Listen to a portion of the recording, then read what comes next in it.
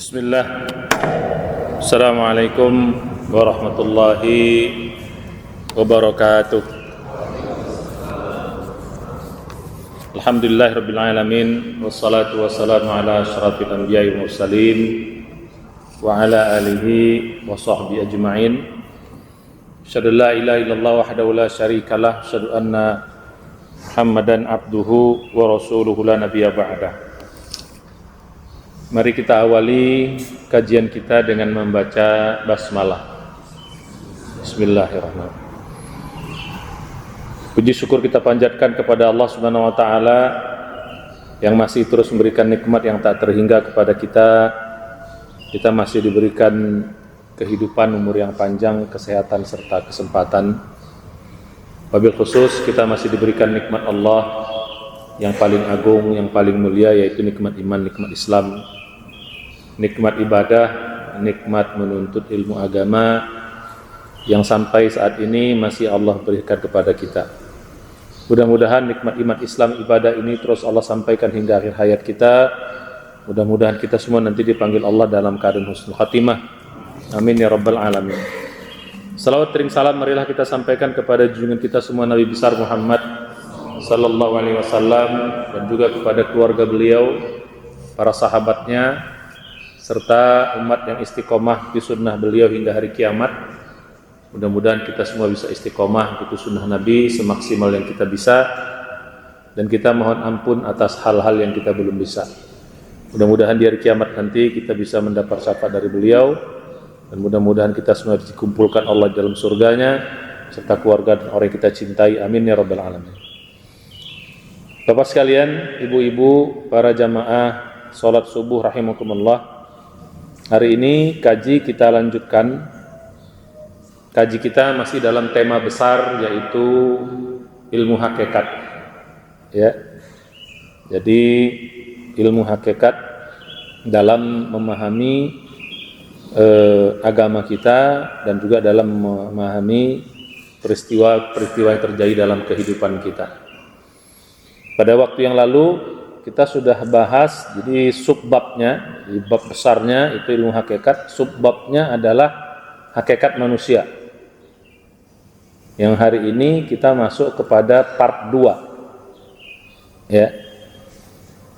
Kemarin part 1, jadi hakikat manusia ini ada 5 bagian atau 5 subbab. Ya, ini masuk kepada subbab yang ke-2. Ya, subbab pertama kita sudah bahas, subbab kedua, subbab pertama kita kemarin sudah bahas tentang apa itu hakikat manusia, seperti apa hakikat manusia, ya, tentang ruh, tentang jasmani. Kedua, kita berkaitan dengan kehebatan rohani dan kemuliaannya, sifat-sifat mulianya, dan juga kelemahan jasmani beserta sifat-sifat buruknya. Itu pertemuan kedua. Nanti pertemuan ketiga, part 3 itu kita bahas tentang kebutuhan jasmani, kebutuhan rohani. Part 4 nanti kita akan bahas tentang part 4 itu tentang penyakit-penyakit jasmani dan penyakit-penyakit rohani. Nanti baru yang kelima, yang terakhir kita akan bahas tentang bagaimana kondisi rohani setelah kita mati. Nah, ini bahasannya cukup panjang dan agak detail. Ya, nggak apa-apa kita belajar pelan-pelan, karena kalau kita memahami diri kita, dalam bahasa ini namanya ma'rifatul insan, mengenal diri kita. Bahkan ada istilah orang sufi itu, man arafa nafsahu faqad arafa rabbahu, katanya. Ya, walaupun itu bukan hadis ya, tapi mereka punya apa namanya? Punya semacam apa bahasa kita? Ya, semacam pemahaman, keyakinan, barang siapa yang mengenal dirinya, dia pasti akan sampai kepada Tuhan. Nah, sekarang kita masuk kepada part 2 ini. Nah, kemarin sedikit mengulang kaji, ya, bahwa manusia itu terdiri dari dua unsur. Kemarin kita sudah bahas ya. Satu-satunya makhluk yang terdiri dari dua unsur itu cuman manusia. Semua makhluk Allah yang lain itu cuma satu unsur. Kita udah bahas tentang bagaimana kehebatan manusia itu. Ya. Jadi semua makhluk satu unsur, kita dua unsur. Kelebihan kita. Jadi ada unsur jasmani, ada unsur ruhani. Unsur jasmani kita tahu asal muasalnya, materi dasarnya kita tahu dan dikasih tahu oleh Allah Subhanahu wa taala dan juga Nabi. Materi dasar jasmani kita, jasad kita, body kita itu dari tanah, min tin. Ya. Jadi gitu, dari tanah asal muasalnya. Nenek moyang kita tanah langsung, kalau kita saripatinya. Ya. Tapi ruh kita, ruhani kita, unsur yang kedua, justru ini unsur yang paling penting, paling utama, paling mulia, itu nggak tahu dari apa zatnya, materinya nggak tahu. Satu-satunya makhluk yang kita nggak tahu materi dasarnya. Kalau malaikat kita tahu materi dasarnya, cahaya. Kalau jin kita tahu materi dasarnya, api. Dari gitu. Begitu juga dengan makhluk-makhluk yang lainnya. Tapi manusia, materi dasar fisiknya kita tahu, dikasih tahu Allah, mintin, ya, jadi gitu. Tapi kalau ruhani tidak diberitahu. Ada yang bertanya, yas'alunaka 'anir ruh, dalam surat ke-17 Al-Isra, Allah jawab, qulir ruh min amri rabbi wa ma utitum minal ilmi illa qalilan. Katanya tentang ruh, Allah nggak jawab. Gimana hakikatnya, dari apa dia, seperti apa bentuknya. Kemudian Allah mengatakan, qul, katakan Muhammad kepada mereka, qulir ruh min amri rabbi, ruh itu urusan Tuhanku, urusan Allah, wa ma utitum minal ilmi illa qalilan. Surah Al-Isra ayat 85. Itu sudah kita bahas. Ini hebatnya kita. Kemarin kita bicara bagaimana pantasnya malaikat tuh sampai sujud kepada Adam. Bagaimana hebatnya kita. Ya, sujudnya sujud penghormatan. Ya, kita lebih mulia dari malaikat. Sampai malaikat harus sujud kepada manusia. Pantas saja iblis cemburu. Kok makhluk yang terakhir, anak bawang istilahnya, baru diciptakan kok semua orang harus sujud. Sampai iblis pun disuruh sujud. Ya. Diciptakan baru kemarin, tapi yang lain disuruh hormat. Nah, itu yang kemarin akhirnya iblis merasa sombong, merasa lebih baik, dia nggak mau sujud. Dia katakan ana khairun minhu, aku lebih baik daripada dia. Karena dia, iblis ini merasa dia lebih mulia karena aku dari api, dia dari tanah. Persepsi iblis begitu.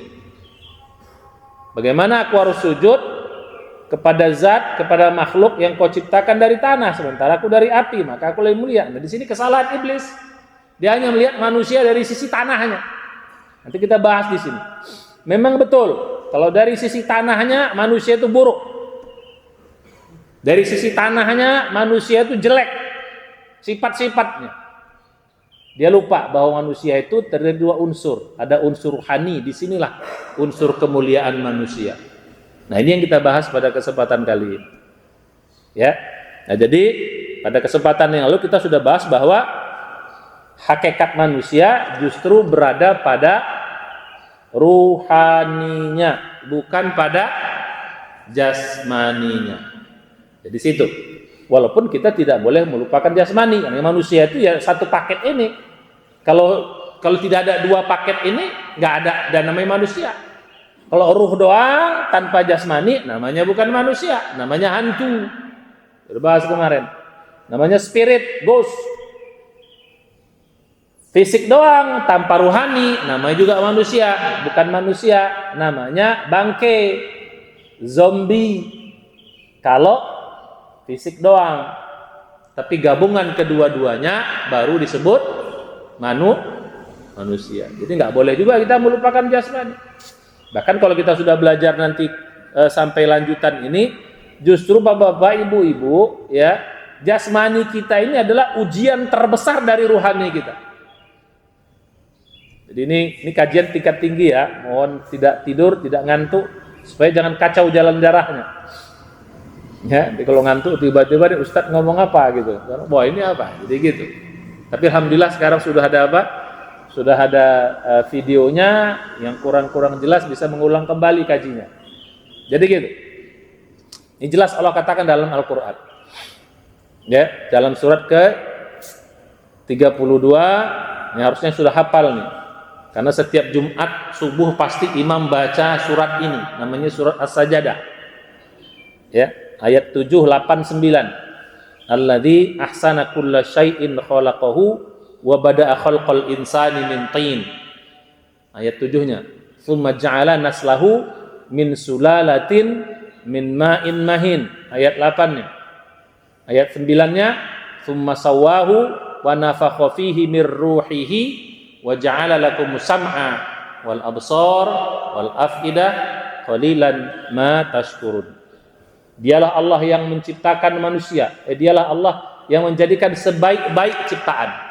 Ahsana kulla syai'in khalaqahu wa bada'a khalqal insani min tin, dan dia memulai penciptaan manusia dari tanah, termasuk Nabi Adam. Ayat 7, ayat 8-nya tsumma ja'ala naslahu min sulalatin min ma'in mahin. Kan dia menjadikan keturunan Adam itu dari sulalah, dari saripati tanah itu. Min ma'in mahin, dari air yang hina. Sengaja disebut Pak. Fisik kita ini dari tanah, dan dijelaskan lagi min ma'in mahin, dari apa? Ma'in, air yang mahin, hina. Nah, ini kita akan bahas dalam ini. Ya, jadi fisik kita, badan kita dari tanah, dan anak keturunannya dari saripatinya dan dari air yang hina. Kemudian Allah lanjutkan, tsumma sawahu, kemudian Allah sempurnakan bentuknya di dalam rahim. Ketika sudah sempurna, dalam ilmu, dalam hadis dikatakan sekitar 4 bulan, dalam medis juga sudah ketahuan 4 bulan. Setelah sempurna fisiknya, wa nafakha, dan dia meniupkan mir ruhihi, dari ruhnya, ruh Allah maksudnya. Jadi Allah tiupkan ruhnya ke dalam badan tadi. Jadi gitu. Setelah itu baru kita hidup. Wa ja'ala lakumus sam'a wal absar wal afidah qalilan ma tashkurun. Kemudian Allah jadikan kepada kita pendengaran, mata dan hati.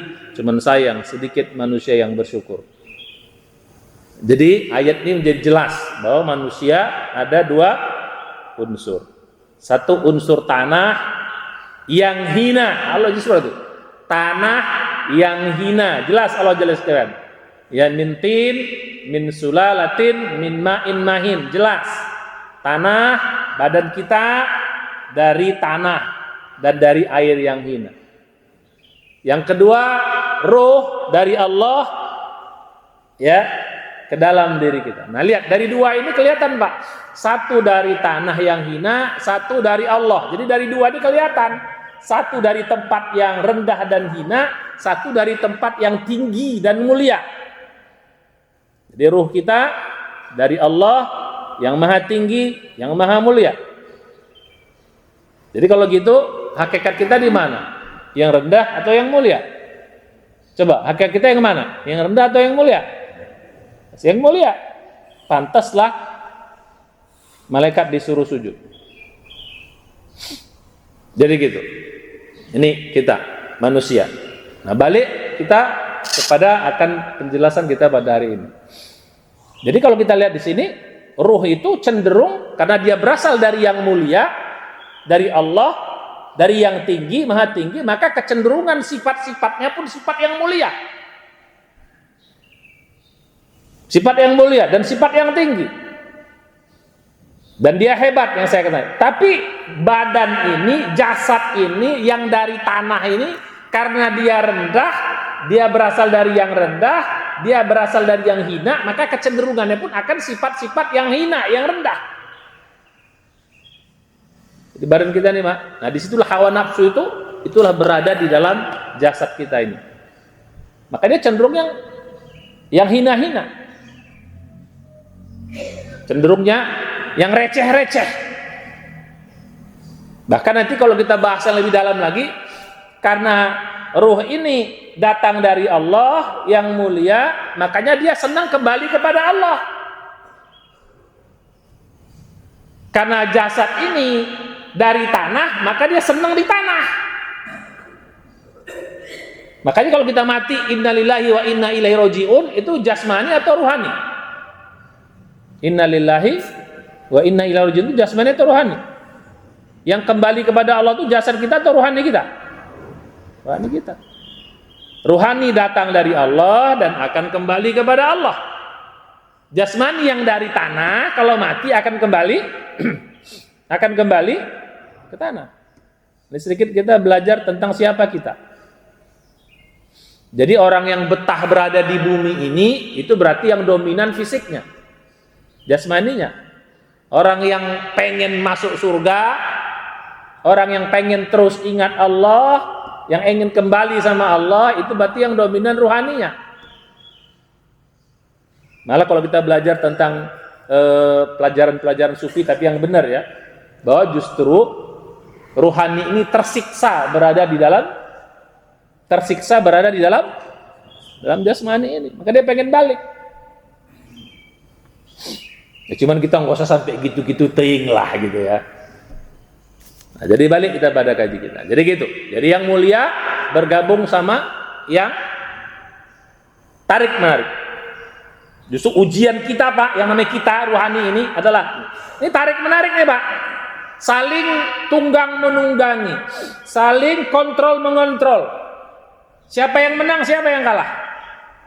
Yang muliakah atau yang hinakah? Ini terus bertarung nih dalam kehidupan kita sampai kita mati. Apakah yang mulia, ruh ini bisa mengajak jasmani menjadi mulia, akhirnya masuk ke dalam surga, atau sebaliknya? Jasmani yang mengalahkan ruhani, akhirnya dia menjadi hina ruhani tadi, akhirnya dibenamkan ke dalam neraka. Makanya Pak, surga itu digambarkan tempat yang tinggi, sementara neraka digambarkan tempat yang rendah. Bahkan banyak riwayat mengatakan neraka itu berada di bumi ini Pak, di bumi yang paling lapis nomor 7. Itu disebut sijjin. Itu dalam surah Al-Mutaffifin, kalla inna kitabal fujjari lafi sijjin. Kalla di ayat bawahnya inna kitabal abrari lafi Eliyin. Jadi kalau Eliyin itu tempat yang tinggi, di dekat Sidratul Muntaha. Sementara Sijjin itu bumi, lapis bumi yang paling bawah. Jadi begitu, pantas kalau memang kau betah di bumi, ya sudah tempat kau di bumi, ya itulah neraka. Kalau ruhani yang menang, tempat kau mulia, itulah di surga nanti. Nah sekarang bertarung siapa yang menang? Mau pilih mana yang menang, Pak? Mau pilih mana yang menang? Mau pilih mana yang menang? Nah, maunya ya ruhani lah yang menang. Jangan jasmani. Kalau jasmani ya sudah, kita berada di tanah ini nanti terus selama-lamanya. Makanya kalau nanti kita mati itu pelajaran kelima nanti, ya part 5-nya, kalau kita mati nanti orang yang mulia itu ya dia naik ke langit, diterima Allah dia. Itulah tempatnya di Eliyin. Tapi orang yang di alam barzakh sana, orang kafir, orang zalim, Allah gak terima di langit, dibantingkan ke bumi, akhirnya dia masuk ke sijjin tadi. Nah makanya kalau ada orang istilah begini Pak, istilahnya ada begini, manusia tuh hakikatnya baik atau buruk. Pernah dengar gitu gak? Pernah dengar istilah itu gak?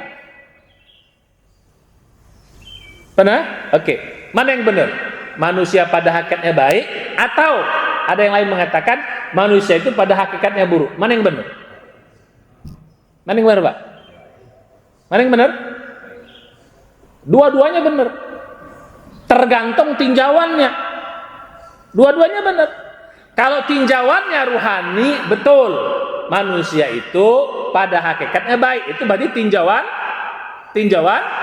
ruhani. Berarti dia yang dominan. Tapi kalau ada orang yang mengatakan manusia itu pada hakikatnya buruk, inilah yang dimaksud oleh setan, inilah yang dipersepsikan oleh malaikat, ataj'alu fiha may yufsidu fiha wa yasfikud dima' wa nahnu nusabbihu bihamdika wa nuqaddisu lak. Qala inni a'lamu ma la ta'lamun, kata Allah. Apa kau jadikan manusia akan bikin rusak di muka bumi ini nanti? Akan menumpahkan darah. Tapi kata Allah, inni a'lamu ma la ta'lamun, bukan begitu, salah persepsi. Aku yang lebih tahu, kata Allah.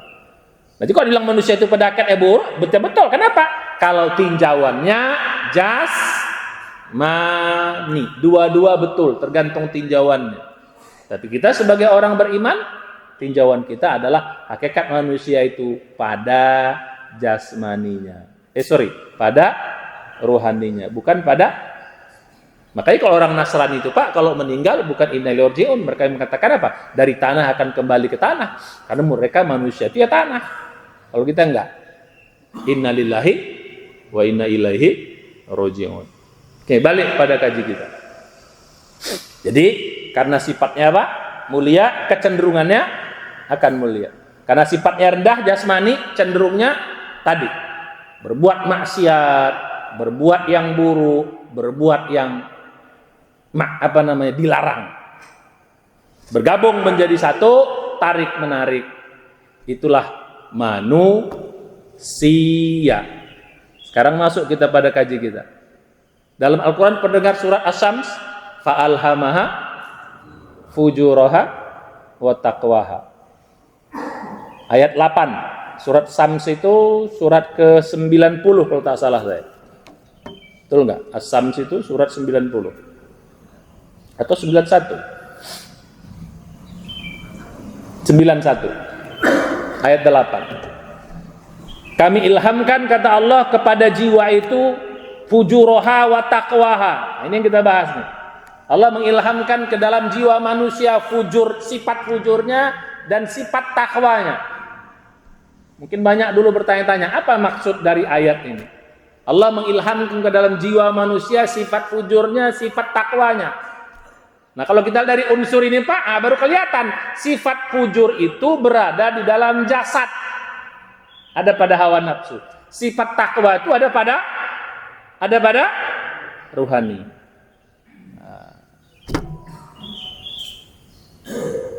Jadi gitu Pak. Jadi yang namanya jiwa dalam bahasa Arab, ruh itu berarti masih sendiri, badan masih sendiri. Begitu bergabung namanya jiwa. Namanya apa? Nafs. Jadi kalau istilah nafs itu artinya gabungan antara jasmani dan ruhani. Allah ilhamkan sifat takwa di ruhani. Sifat fujur di jasmani, di hawa nafsu. Makanya hawa nafsu akan cenderung tapi senang yang fujur. Fujur itu apa? Menyimpang, merusak, maksiat, itu fujur. Sedangkan takwa senang yang mulia-mulia, senang ibadah, senang amal soleh, senang yang baik-baik. Itulah sifat manusia. Dua-duanya bertarung, yang menang yang mana? Qad aflaha man zakkaha wa qad khaba man dassaha. Maka beruntunglah yang menang ruhnya, akhirnya sifat takwanya dominan, maka rugilah orang yang menang itu adalah sifat jasmaninya, maka rugilah dia. Gabung. Nah, ini kembali pada pelajaran. Makanya Pak, sifat takwa itu manusia disebut mulianya gara-gara apa? Takwanya. Inna akramakum indallahi atqakum. Surat Al-Hujurat 49 ayat 13. Jadi kemuliaan kita itu Pak pada ketakwaan kita, pada ruhani kita. Justru jasmani ini cenderung berbuat yang maksiat, hawa nafsu, makanya disuruh kendalikan. Nah, ingat pelajaran kita yang lalu tentang puasa. Siapa orang takwa itu? Siapa orang takwa Pak? Nah, kalau dalam kajian kita ini, orang takwa adalah orang yang sudah mampu ruhaninya mengalahkan itulah orang takwa. Siapa orang takwa? Orang takwa adalah orang yang ruhaninya sudah mampu mengendalikan jasmaninya, mengendalikan hawa nafsunya. Maka disebut orang takwa. Kembali ya, sifat ruhani dominan apa tadi? Sifat dominan ruhani takwa. Ketika dia sudah mengendalikan jasmani, namanya orang apa? Muttaqin. Makanya puasa ujungnya apa? La'allakum kutiba alaikumusiyam kama kutiba alaina min qablikum la'allakum tattaqun. Agar kita menjadi takwa. Kendalikan hawa nafsumu. Kau jadi orang takwa, kau jadi orang mulia, kau jadi orang hebat. Kalau tidak kau bisa kendalikan, kau jadi orang yang hina. Akan jadi orang fajir, orang fujur yang bikin maksiat. Nah, balik pada kaji kita. Kalau gitu Bapak sekalian, kita ini mau dominan yang mana? Memperjuangkan yang mana? Terserah kita. Allah kasih jalan, wahadainahun najdain, kita pilih yang mana? Maka kita perlu belajar pada kondisi saat ini. Oh ya, kalau begitu maka mulai sekarang utamakanlah rohani. Jangan mengedepankan jasmani, bahaya. Jasmani nih Pak, sebenarnya lemah Pak. Lemah, jasmani ini lemah. Biar keker badannya, sanggup ngangkat beban, buatlah 20 kilo, 30 kilo, lari kuat puluhan kilometer, kuat nggak kira-kira Pak? Sebenarnya lemah. Apa? Sholat subuh payah mengangkat mata, kelopak matanya. Padahal berapa gram ini mata, kelopak matanya?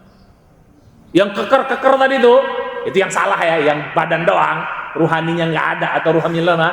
Ini ngangkat ini doang nih, cuma berapa gram ini, nggak kuat dia Pak. Bangun subuh, tutup lagi, paling cuma berapa gram. Masjid cuma berapa meter, nggak sanggup dia jalan ke masjid. Padahal cuma berapa meter menunjukkan lemahnya. Padahal tadi apa? Badannya keker. Padahal lari kilometer kuat, tapi jalan ke masjid. Itu menunjukkan apa? Menunjukkan lemahnya ruhani. Begitu ruhani lemah, badan jadi lemah. Orang yang dekat aja nggak bisa jalan dia. Kelopak mata cuma berapa gram? Ada yang dokter nggak di sini Pak? Udah pernah nimbang nggak berapa ini? Coba. Saya belum tahu di berapa gram. Ada 20 gram, ada 10 gram. Coba angkat tangan. Yang dokter sini siapa? Pernah ditimbang nggak berapa kelopak mata nih Pak beratnya? Saya kira nggak nyampe sekilo ya. Ada sekilo nggak? Rasanya enggak ya. Setengah kilo juga enggak. Ya paling mungkin 15 gram, 10 gram lah. Itu ngangkat nggak sanggup Pak. Oh kuat apa? Kata badan lu keker. 20 kilo, 50 kilo lu sanggup angkat barbel. Masa yang gram? Nah itu menunjukkan apa? Menunjukkan lemahnya dia. Itu lemah. Makanya Allah mengatakan wa khuliqal insanu dha'ifan, surah An-Nisa ayat 29.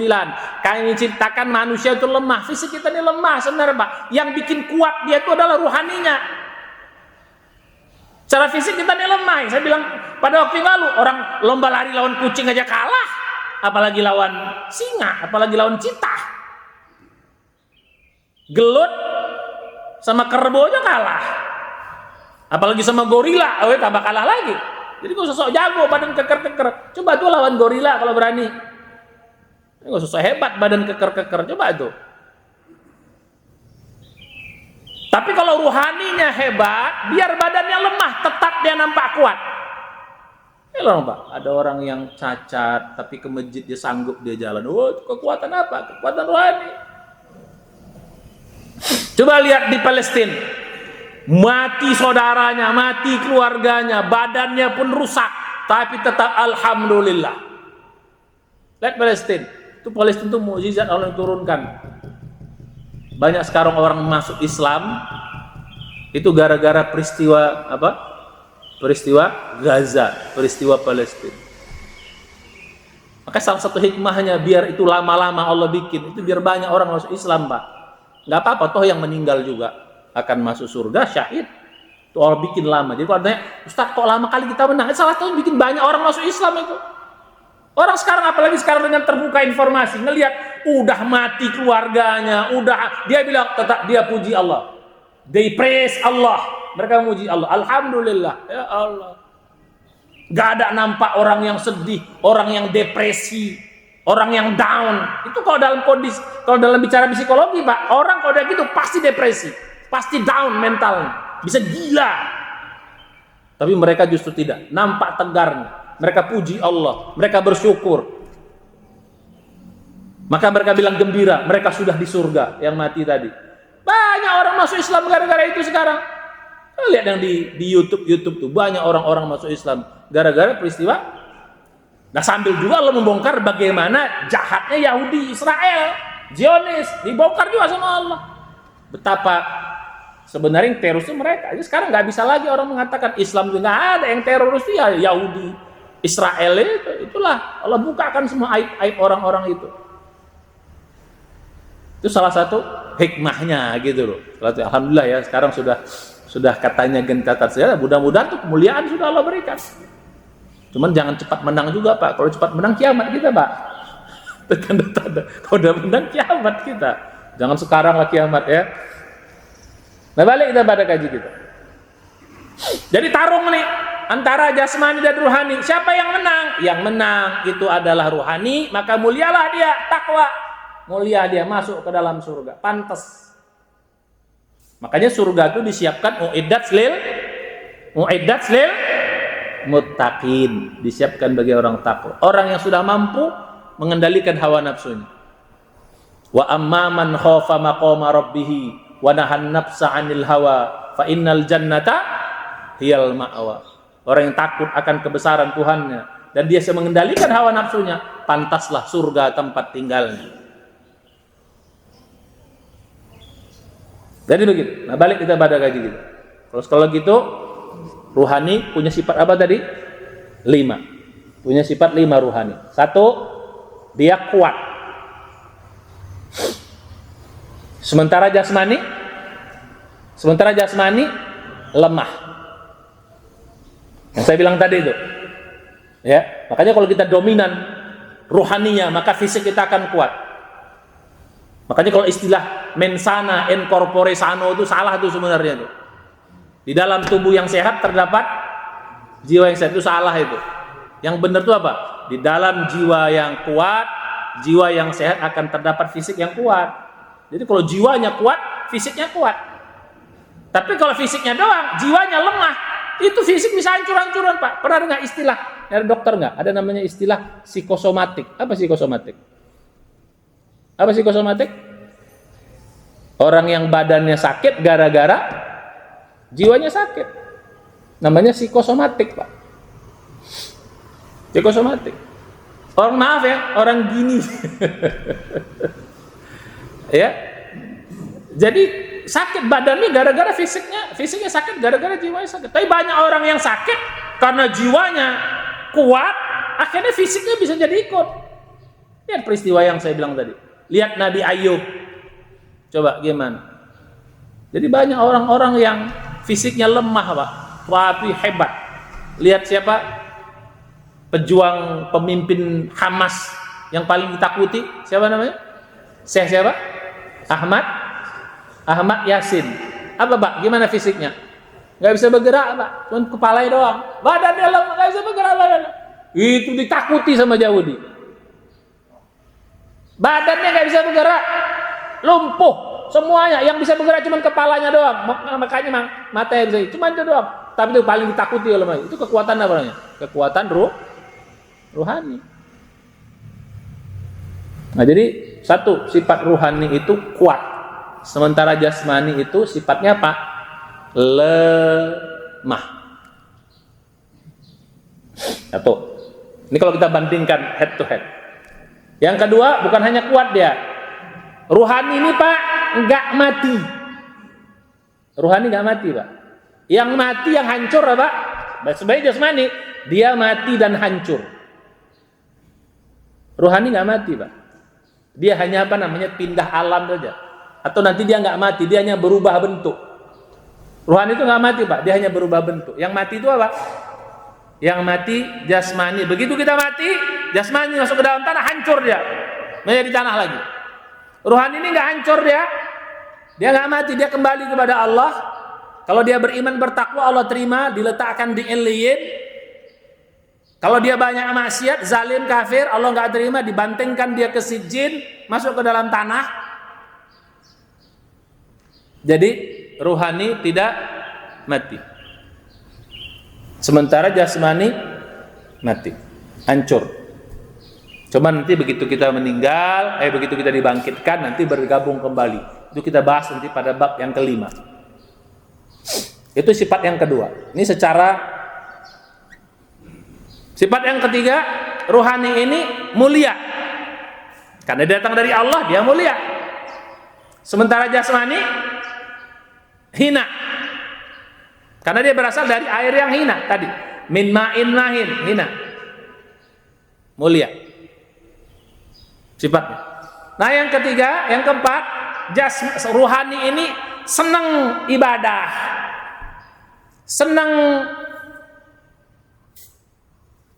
amal soleh. Senang ingat akhirat. Senang jumpa Allah. Sementara jasmani senangnya apa? Ya, yang receh-receh ini. Senang maksiat, senang dunia, betahnya di dunia, maunya lama-lama di dunia. Kalau bisa 1000 tahun dia di dunia ini. Makanya dalam Al-Quran dikatakan istilah 1000 tahunnya Khairil Anwar itu dari Al-Quran, Pak. Surah Al-Baqarah. Aku ingin hidup 1000 tahun lagi. Biar udah kakek-kakek, Pak. Udah lemes gini, pengen juga masih hidup lagi. Udah nggak bisa ngapa-ngapain juga, pengen masih hidup juga lagi. Itulah manusia secara jasmani begitu. Ya, jadi senangnya yang receh-receh, yang dunia, bahkan dia betah di dunia. Itu sifat apa? Sifat rohani. Nah, sifat rohani yang kelima, nah ini penting. Nih, kalau dia menang atau dia bagus, dia mulia, bentuknya bagus banget, Pak. Jadi dia nggak berubah, tapi kalau dia mulia bentuknya bagus, Pak. Bentuk rohani ini, Pak, indah. Kalau orang ini yang mudah-mudahan rohani sehat semua nih. Ini cantik-cantik ini. Indah-indah ini. Kapan ketahuannya kalau dia udah mati? Tapi sebaliknya bentuk orang jasmani, karena orang rohani yang kafir sama zalim, bentuknya jelek. Nanti itu kita bahas dia. Jadi begitu. Kapan ketahuannya? Nanti kalau udah mati. Makanya nanti di akhirat, Pak, bentuk kita beda-beda. Kalau di sini beti-beti, Pak. Secara jasmani kita beti-beti, Pak. Ini kalau dilihat dari Monas hampir sama semua muka kita nih. Betul atau betul? Betul nggak? Yang dari Monas aja beda. Biar orang Papua, biar orang mana, sama aja. Tapi kalau di akhirat nanti beda-beda. Jauh bagaikan langit dan bumi bentuknya. Ada yang cantik banget, bagaikan bercahaya putih, bagaikan matahari bintang. Ada yang hitam legam jelek, bagaikan apa namanya, orang terbakar hangus gitu. Nah, jadi itulah sifat-sifat rohani dan sifat-sifat jasmani. Bertarung siapa yang menang. Yang menang rohani namanya orang takwa. Kalau yang menang jasmani namanya orang fajir. Boleh dia istilah kafir, boleh zalim, fasik, dan seterusnya. Nah, apa yang menjadi kesimpulan kita pada kajian kali ini? Apa yang bisa kita ambil pelajaran? Satu, apa pelajarannya? Satu, pelajaran pertama adalah kemuliaan kita terletak di rohani kita, harus di situ. Itu poin pertama. Jadi kemuliaan kita terdapat karena kemuliaan kita pada rohani kita, maka utamakanlah rohani ini. Itulah tadi ibadah, itulah tadi apa? Amal soleh dan seterusnya dan seterusnya. Terus yang kedua, ya, walaupun demikian jangan lupakan jasmani kita. Nggak boleh juga, karena kita manusia, nggak boleh juga gara-gara itu nggak makan akhirnya mati, nggak boleh. Tetap makan, tetap pelihara kesehatan, tetap olahraga, tetap jaga fisik ini, karena kita juga manusia. Tetap Allah suruh jaga kita. Nggak boleh kita sia-siakan, tapi jangan diutamakan makannya sekedarnya. Makanya kita kalau nanti kita belajar pada bab yang ketiga nanti, makan jasmani itu cuma 3 kali maksimal sehari, tapi makan rohani berapa kali? 5 kali. Sholat itu makan rohani, Pak. Itu selain sekir kalau gitu. 5 kali. Jasmani berapa? 3 kali. Itu menunjukkan yang menang yang mana? Cemilan-cemilan rohani itu banyak banget. zikir, baca Quran. Itu cemilan-cemilannya. Satu hari berapa ribu kali itu cemilan-cemilannya. Tapi kalau cemilan jasmani kan paling berapa sih? Ada makan cemilan sendiri ribuan kali, ada nggak? Coba cemilan-cemilan rohani, zikir, istighfar, subhanallah, alhamdulillah. Itu bisa ribuan nggak satu hari, Pak? Tapi cemilan-cemilan jasmani paling berapa sih? Paling roti sikit, ya plus gado-gado, plus apalah ya tahu tempe apalah sikit. Nah jadi gitu. Nah yang kedua, kalau ruhani kuat, pasti jasmani kuat. Jadi kalau ruhani kita kuat, pasti jasmani kuat. Selemah apapun kita, sekurang apapun fisik kita, bahkan orang cacat sekalipun, itu ketika ruhaninya kuat, pasti fisiknya kuat. Yang contoh yang kita bilang tadi, fenomena apa? Fenomena orang yang sakit tapi tetap ibadahnya kuat. Fenomena orang yang di mana di Palestina itu lihat, tapi tidak berlaku sebaliknya. Orang yang fisiknya kuat diandalkannya, terus ruhaninya lemah, itu sebenarnya lemah, Pak. Badan keker, ya. Pokoknya ganteng banget, apa semua hebat lah. Begitu meninggal keluarganya, nangisnya kayak anak kecil, ya guling-guling. Menunjukkan apa? Lemahnya. Tapi ada orang yang mungkin kecil, yang sakit, tapi apa? Meninggal keluarganya, tetap tegar dia. Itu kekuatan apa? Kekuatan apa? Rohani. Jadi kalau rohani kuat, pasti jasmaninya kuat. Tapi jasmani kuat, belum tentu rohaninya kuat. Bahkan kalau rohaninya lemah, jasmani akan ikut lemah. Makanya istilahnya ada penyakit jiwa. Nah yang ketiga, ya, ruhani Pak. Oh tadi hampir lupa sedikit. Nah, ruhani Pak harusnya makin lama, makin tua, makin hebat. Jasmani makin tua, makin lemah. Harusnya gitu. Ini bapak-bapak ini, kalau ibadahnya bagus, ini ruhaninya makin tua makin hebat. Sementara fisiknya makin lemah. Tapi masih tak hebat nggak ini? Masih tak kuat duduk di sini. Ini menunjukkan ruhani yang kuat. Nah jadi gitu, ya. Nah, pelajaran kita berikutnya. Oleh karena itu, mari kita mengedepankan ruhani kita. Mari kita mengutamakan ruhani kita. Dan yang berikutnya, mari kita jaga ruhani kita. Jangan sampai dia rusak, jangan sampai dia kotor. Sementara jasmani kita jaga sewajarnya saja, tidak usah berlebihan, makan jangan berlebihan. Bahkan Pak, ini cerita orang dulu.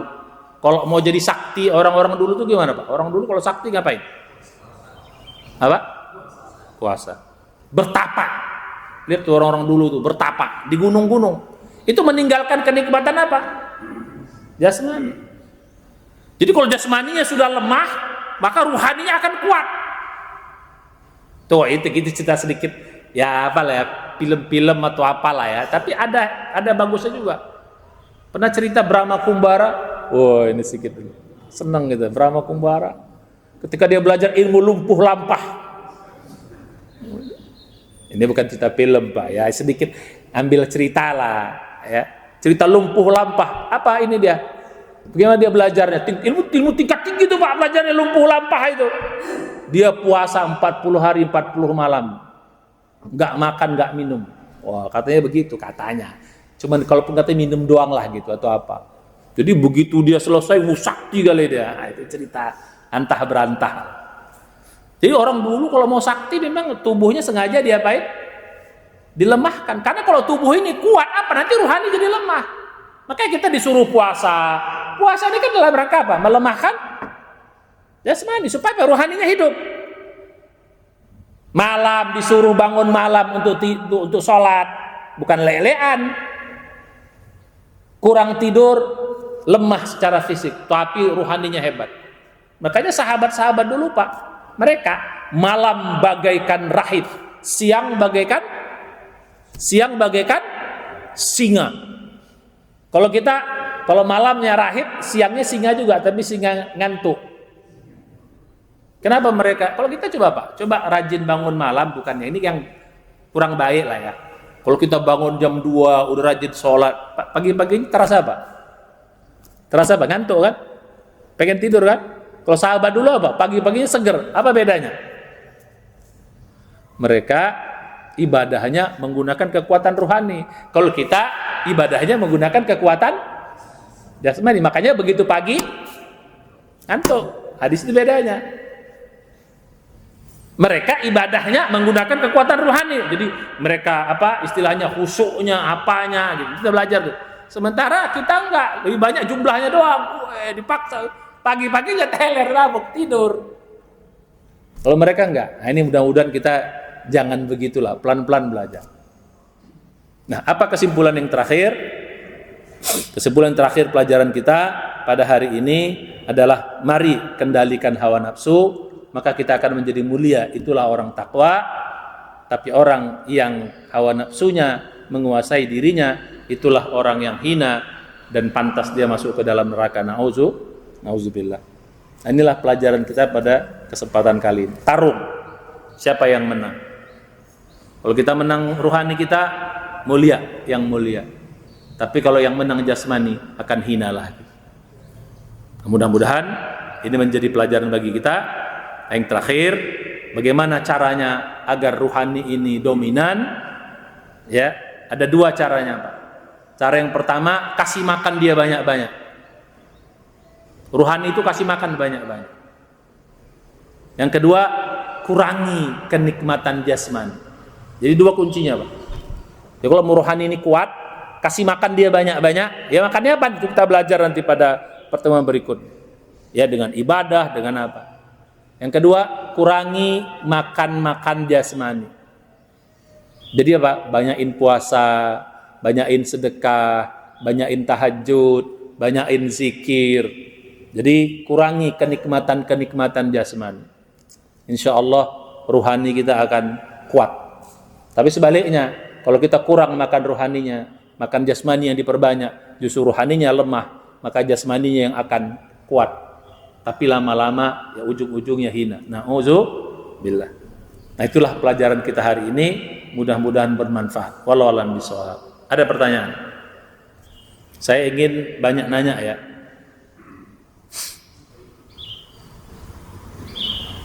Ada pertanyaan? Kasih mic-nya. Jangan malu, kita belajar ilmu hakikat harus banyak nanya. Jangan sampai Jangan sampai bingung dibawa pulang, bingung selesaikan di sini. Gitu. Bingung Ustadz, bawa pulang mikirin kali-kali sendiri, waduh kacau nanti jalan darahnya.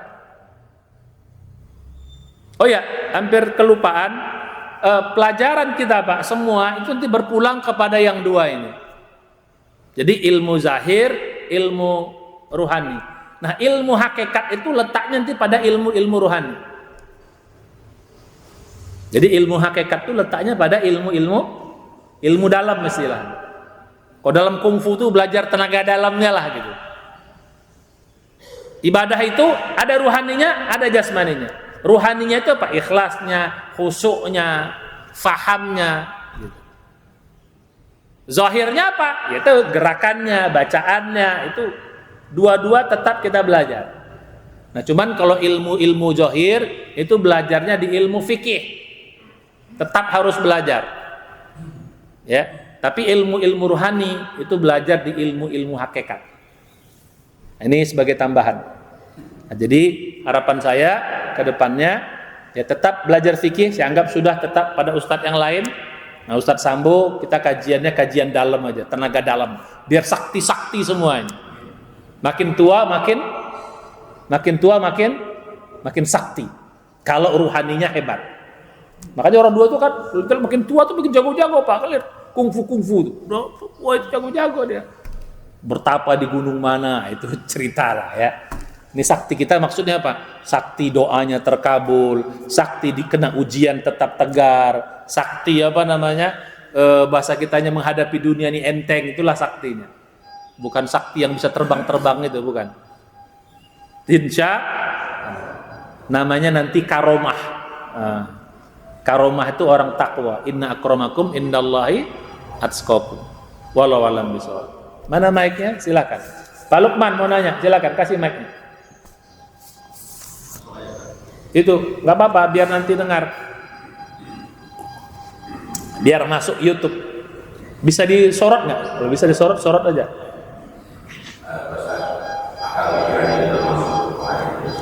Kurang keras, Pak. Ya, ya. Akal pikiran itu termasuk, makanya Pak, ada akal jasmani, ada akal rohani. Nah, lagi-lagi gitu Pak. Sama juga hati juga gitu, ada hati jasmani, ada hati rohani. Nah, hati jasmani itu jantung. Jadi kolbu itu maknanya dua Pak. Ada kolbu jasmani, itulah jantung. Jadi kolbu jasmani itu jantung. Ya, kolbu ruhani itulah yang hati yang sering kita bilang tuh, tempatnya iman. Ya, qalatil a'rabu amana qul lam tu'minu walakin qulu aslamna walamma yadkhul ilmu fi qulubikum. Jadi hati itu ada dua. Jadi ada hati jasmani, ada hati ruhani. Hati jasmani jantung. Hati ruhani apa? Itulah yang sering kita bilang hati bahasa Indonesianya. Nah, otak juga gitu, ada otak jasmani, ada otak ruhani. Akal itu akal ruhani.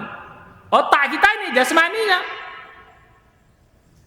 Nah, makanya ada yang mengatakan Pak, ya ini walaupun ada perdebatan, akal jasmani itu dalam Al-Qur'an disebut dengan fuad. Fuad itu apa? Yang tadi, wa ja'ala lakum sam'a wal absar wal afidah. Jadi akal ruhani namanya apa? Fuad. Di dalam lagi, lebih dalam lagi namanya lubbun, albab. Makanya ulul albab itu akal ruhani. Nah, jadi gitu ya. Jadi bisa disebut dengan fuad atau istilahnya nanti lubbun. Makanya kata-kata ulul albab itu orang-orang yang berakal sering disebut. Nah, jadi gitu ya. Jadi dijadikan mata, telinga, pendengaran, mata, dan juga akal. Nah, jadi ada yang mengatakan begitu. Nah, jadi gitu. Jadi masing-masing apa? Ada jasmani. Justru kalau sekarang ada penelitian, ternyata jantung kita tuh ternyata bisa mikir katanya Pak. Ada penemuan benar. Coba lihat di YouTube ya.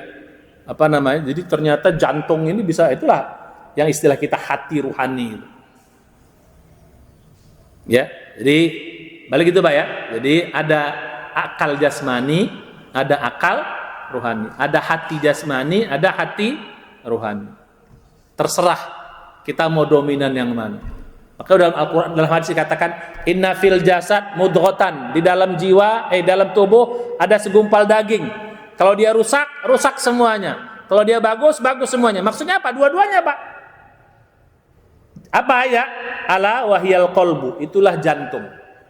Jadi secara fisik jantung ini pusat. Kalau jantung rusak, ya rusak semuanya.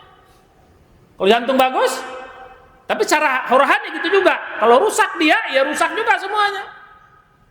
Nah, jadi yang dimaksud dengan hati ruhani itu kalau dia bagus, bagus semuanya. Kalau dia rusak, rusak semuanya. Nah, jadi gitu. Jadi gitu Pak ya. Jadi akal itu letaknya, kalau yang dalam fisiknya itu bisa dikatakan di mana? Bisa di otak, atau ada yang mengatakan di jantung. Di apa? Di jantung kita ini. Itu secara fisik. Secara ruhani itu hanya Allah yang tahu. Wallahu a'lam, dia gaib. Oke, bagus pertanyaan. Dalam Al-Qur'an gak ada istilah akal Pak ya. Kata-kata aklun, bahasa masdarnya gak ada. Aklun, yang ada kata kerjanya yakilun atau akola. Ya, jadi gitu. Itu hanya ada dalam hadis kata-kata aklun, akal. Oke, sebagai tambahan. Bagus pertanyaan. Ada lagi?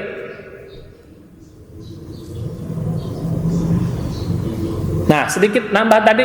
Bagaimana kalau ada akal orang yang suka bikin rusak? Itu berarti akal yang dikendalikan hawa nafsu. Itu akalnya bikin rusak semua itu. Tapi kalau akal yang dikendalikan oleh rohaninya, itu akal yang mikir yang bagus-bagus. Oke, bagus. Belakang sana. kasih Ustaz atas jawabannya. Saya bertanya,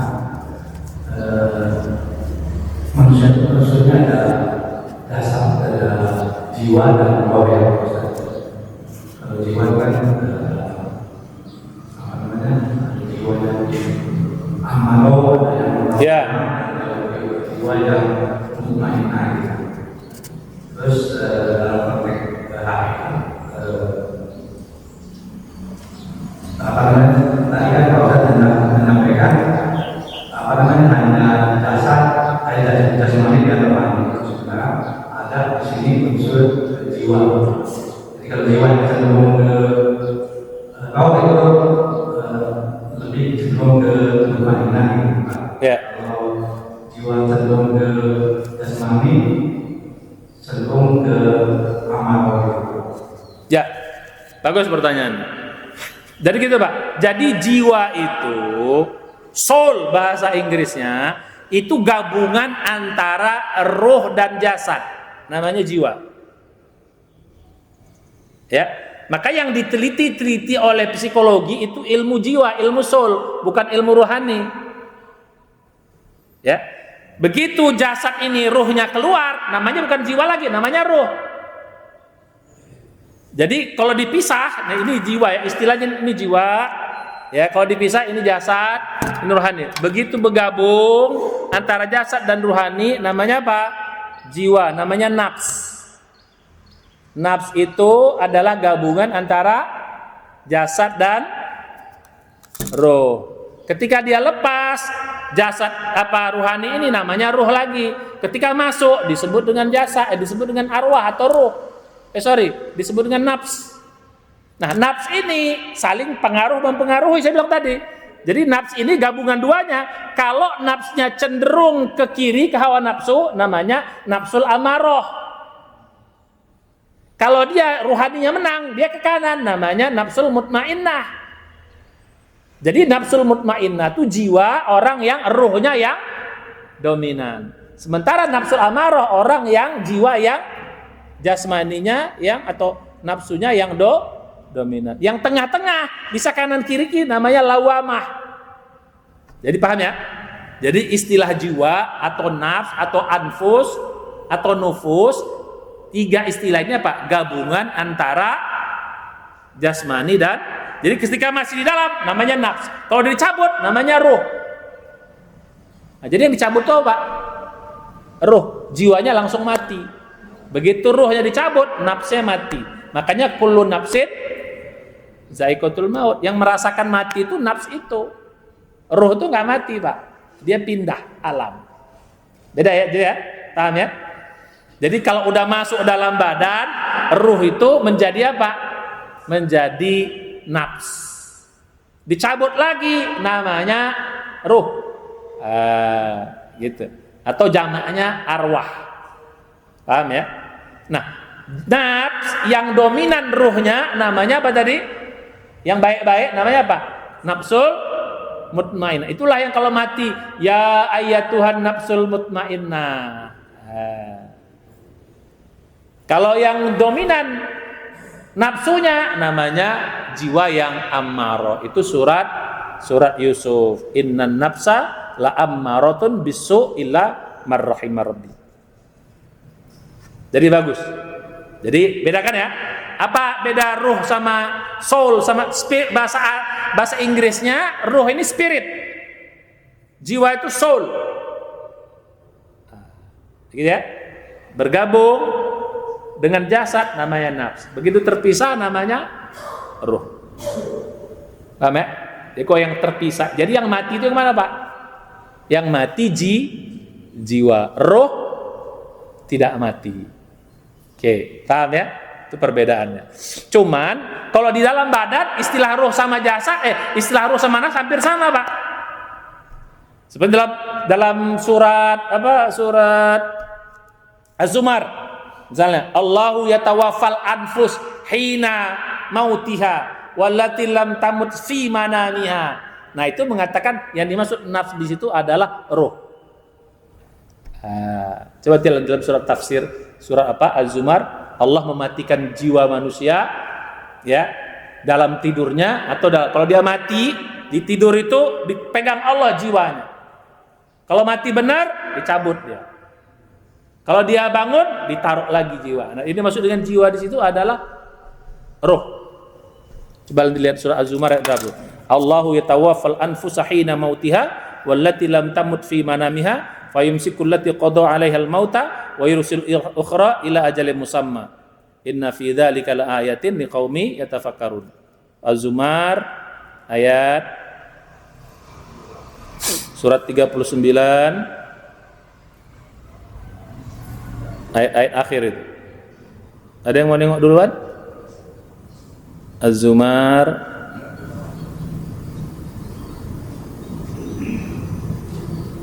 ya ayat 42. Oke. Ada pertanyaan lagi? Bagus pertanyaan. Ya. Kita sampai suruk jam berapa sini? Tambah 15, 52, 15 udah masuk. Silakan. Karena ada kecerdasan fisikal. Apa? Ada kecerdasan fisik, ada kecerdasan pikiran, ada kecerdasan emosional, ada kecerdasan spiritual. Nah, sebenarnya yang mengendalikan semua kecerdasan itu siapa? Kan kita mengenal itu namanya IQ, PQ, IQ, EQ, SQ. Nah, itu yang maksudnya mereka kita sebenarnya perangkat aja di kita ini, cuma sebenarnya yang dominan yang mengendalikan semua yang tadi saya sampaikan kecerdasan itu siapa ya? Ya. Jadi gini Pak ya, jadi memang dalam ilmu modern ada istilah itu. Cuman kalau kita balik kepada istilah agama, yang saya katakan tadi, istilahnya cuma 2 aja atau 3 gitu. Ya. Jadi kalau kita kan tadi kan istilahnya ada namanya IQ, ada namanya EQ, ada namanya SQ. Kalau IQ itu intelektual, pinter doang.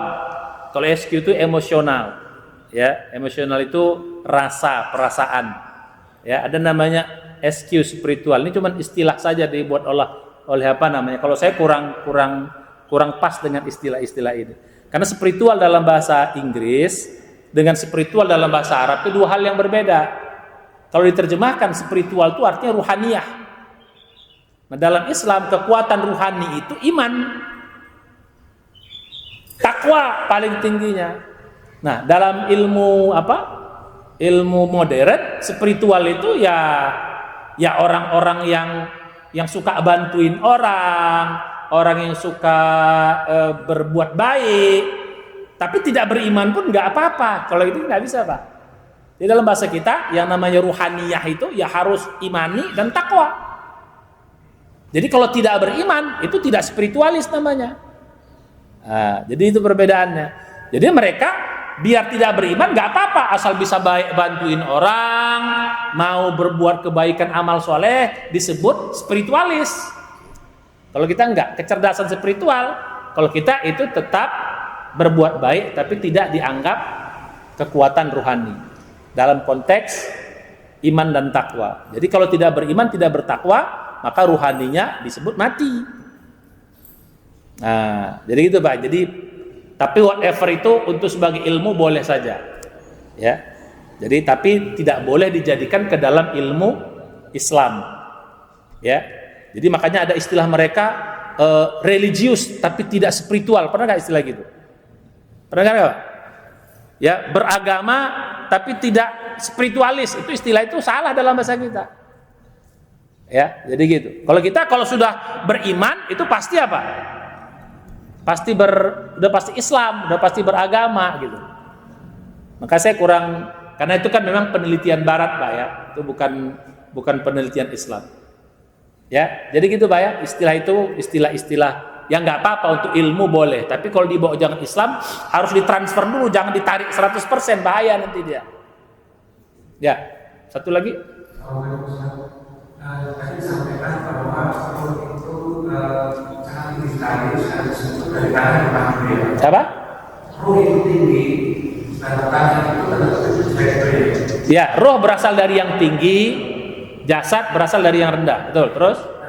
Kalau manusia sudah meninggal, di mana orang sudah meninggal, tapi jasadnya keluar sejak Allah sementara itu. Apa? Jasad. Kok suaranya nggak dengar saya? Jasadnya itu masih utuh ketika dikubur sudah lama sekali. Nah itu kira-kira seperti apa? Oh, gini Pak ya, khusus para nabi itu jasadnya tidak dimakan tanah, ya. Dan ada beberapa juga cerita-cerita, tapi itu bukan dalil, itu hanya fakta aja ya. Yang namanya dalil itu hanya jasad nabi tidak dimakan tanah, itu dalil. Tapi kok selain nabi itu bukan dalil, tapi faktanya sering ada yang kayak gitu. Nah, fenomena itu gimana? Sama kita bahas tadi. Kalau ruhnya kuat, ruh itu mempengaruhi apa tadi? Mempengaruhi jadi kekuatan ruh nempel dalam kekuatan jasad. Akhirnya jasadnya nggak rusak. Nah, ini pakai logika ini ya. Tapi kalau dalil itu hanya para nabi yang dijamin jasadnya tidak rusak. Tapi manusia biasa kalau ada yang tidak rusak itu fenomena, tapi jangan dijadikan dalil. Nah, kalau fenomena ini kita tarik dalam pelajaran kita, orang ruhaninya sudah kuat, maka dia membekas pada jasmaninya. Sehingga ketika ruhaninya mati, ketika ruhaninya pergi, kekuatan ruhaninya masih ada di itu yang membuat jasmaninya tetap utuh. Nah, gitu ya. Ini dalam pembahasan kita. Tapi jangan dijadikan dalil. Ya. Jadi gitu. Dalilnya apa? Para nabi yang tidak lihat dalam surat ini, Pak. Bapak pernah dengar bukan pernah dengar dalam Al-Qur'an surat Yunus? Bukan surat ini, Nabi Yunus. Kan dia ditelan apa? Itu dalam surah As-Saff. Ya, fa innahum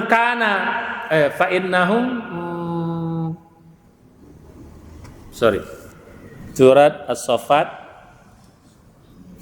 Kalau seandainya falaula innahu kana minal musabbihin lalabisa fi batnihi ila yaumi yub'atsun.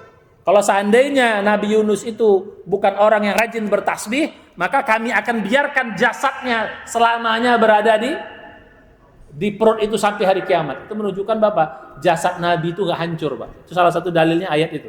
Surat As-Saffat ayat akhir-akhir tuh, halaman kedua terakhir. Surat ke-37 ayat 143. Ya, falaula annahu kana minal musabbihin. Kalau seandainya dia Nabi siapa? Nabi Yunus itu tidak termasuk orang yang banyak bertasbih, lalabisa fi batnihi, maka akan kami tinggalkan dia. Ya. Di dalam di dalam perutnya ila yaumi sampai hari kiamat. Itu menunjukkan apa? Jasadnya enggak hancur. Jasadnya enggak habis. Akan terus sampai hari kiamat ada di dalam